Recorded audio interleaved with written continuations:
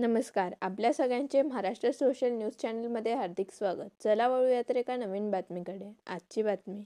शिरपूर तालुक्यातील अंतर्ली शिवारात गेल्या काही दिवसांपासून दिसणाऱ्या बिबट्याला वन विभागाने स्थानिक ग्रामस्थांच्या सहकार्याने यशस्वीरित्या जेरबंद केले.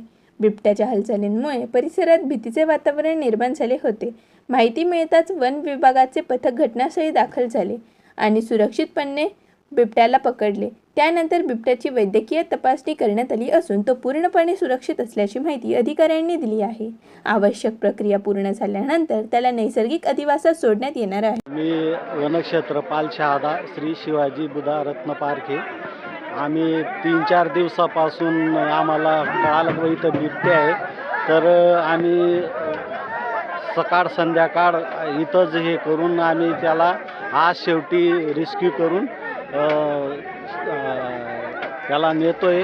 त्यामुळे शेतकऱ्यांच्या या समाधान व्यक्त होतं.